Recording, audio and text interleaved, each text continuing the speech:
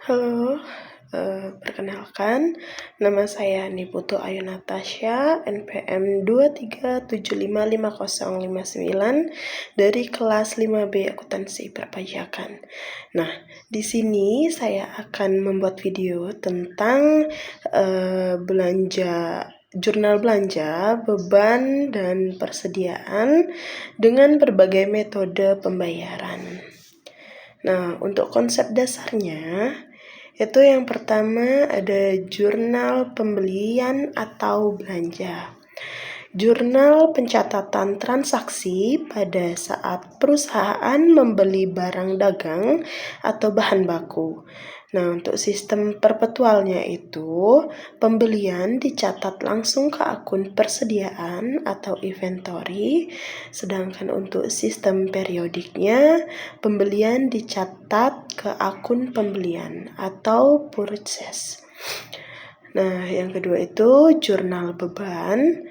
Pencatatan saat perusahaan mengeluarkan biaya operasional seperti sewa, listrik, gaji, iklan, dan lain-lain.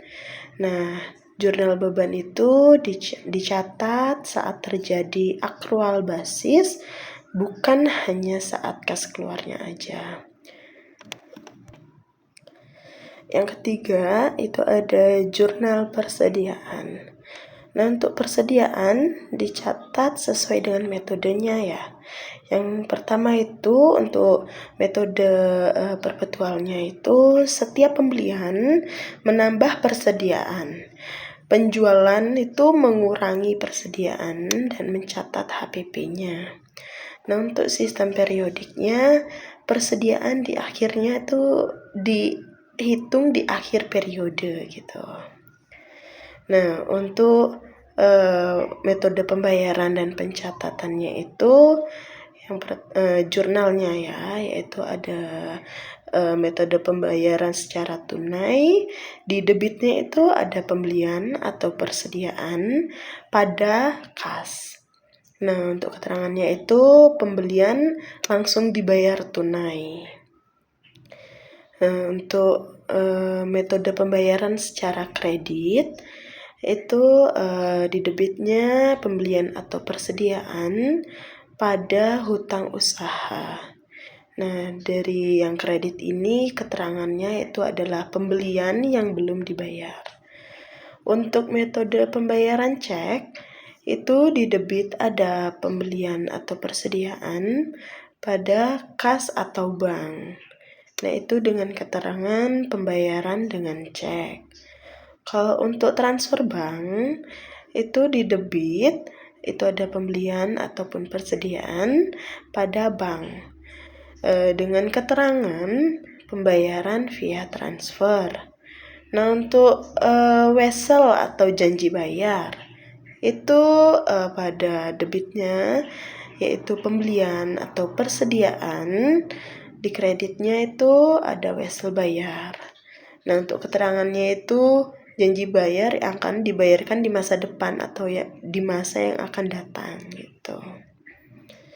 Nah, untuk contoh soal dan penyelesaiannya itu, yang pertama dengan pembelian tunai nih, saya kasih contoh PT Alfa membeli persediaan barang dagang seharga 50 juta dan langsung dibayarkan secara tunai.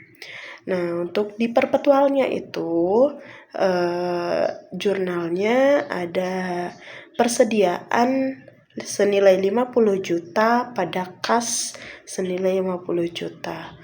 Untuk periodiknya itu ada pembelian sebesar 50 juta pada kas sebesar 50 juta. Nah, untuk contoh kedua itu pembelian kredit. Ini contohnya saya ambil di PT Beta membeli persediaan sebesar 80 juta secara kredit, jatuh tempo 30 hari. Untuk sistemnya yang pertama perpetual itu pada persediaan di debit senilai 80 juta dan hutang usaha di kredit senilai 80 juta. Untuk periodiknya, di debit itu ada pembelian, di kredit ada hutang usaha senilai 80 juta. Terus yang ketiga, ada pembelian dengan diskon. Saya ambil contoh di PT Gama membeli barang senilai 100 juta secara kredit. Nah, itu jangka waktu 2/10 N/30. Itu artinya jika dalam waktu 10 hari bisa membayar atau melunasi membeli pembelian dari PT Gama ini, PT Gama tersebut akan mendapatkan diskon sebesar 2%. Nah, jatuh temponya itu selama 30 hari. Dan jangka waktu 30 hari itu harus dibayarkan. Nah, untuk jawabannya, yang pertama itu pada pembelian, itu di debitnya ada persediaan ataupun pembelian ya sebesar 100 juta, pada hutang usaha di kredit itu sebesar 100 juta. Nah, untuk pembayaran itu ada di debit yaitu hutang usaha 100 juta, kredit kas.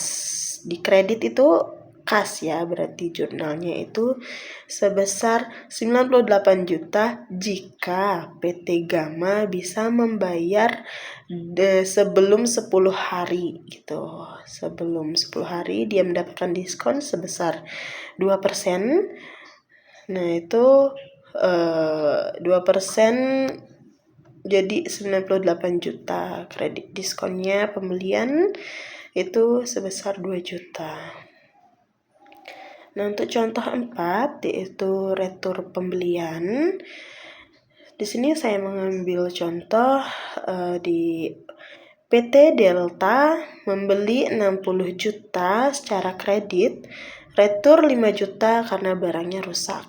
Nah, jawabannya itu pada pembelian itu di debitnya persediaan ataupun pembelian, pada kredit hutang usaha sebesar 60 juta. Nah, untuk jurnal returnya itu di debit ada hutang usaha pada persediaan ataupun retur. Senilai yang direturkan yaitu sebesar 5 juta. Nah, untuk contoh kelima itu ada jurnal beban ya. Membayar sewa sebesar 10 juta tunai. Tagihan listrik sebesar 3 juta itu dibayar bulan depan. Nah, untuk debit beban sewa, untuk membayar beban sewanya itu dapat dituliskan jurnal, yaitu di debitnya ada beban sewa sebesar 10 juta dan di kreditnya bisa dituliskan kas sebesar 10 juta. Nah, untuk beban listrik yang akan dibayar bulan depan yaitu beban listrik pada hutang sebesar 3 juta. Nah, jurnal pada saat pembayaran yaitu hutang pada kas yaitu sebesar 3 juta. Nah, yang keenam itu ada persediaan atau HPP dalam metode FIFO. Nah, persediaan awal itu ada 100 unit, per unitnya itu adalah 50.000. Nah, yang dibeli itu 200 unit seharga 55.000. Untuk dijualnya lagi 150 unit dengan harga 70.000. Untuk di pembelian yaitu yang tadi persediaan awal itu ya, itu 100 unit sebesar 50.000. Itu di debitnya ada persediaan pada kas yaitu 100 unit dikali dengan 50.000 adalah 11 juta. Untuk penjualannya itu ada kas pada penjualan di mana kita menghitungnya itu yang terjual adalah 150 unit. Harga satuannya itu adalah 70.000.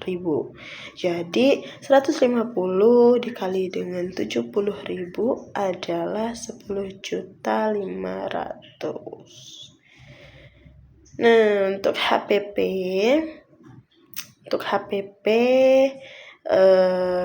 jurnalnya adalah HPP pada persediaan, yaitu sebesar 7.750.000.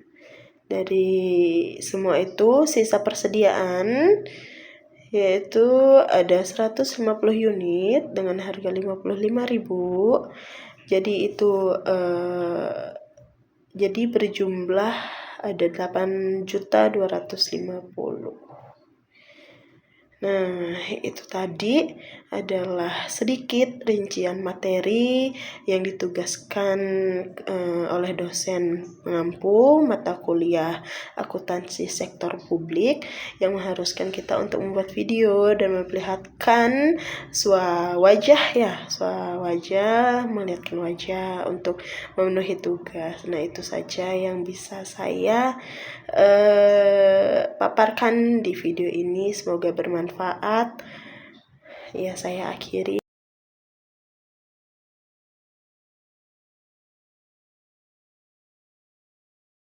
Wassalamualaikum warahmatullahi wabarakatuh.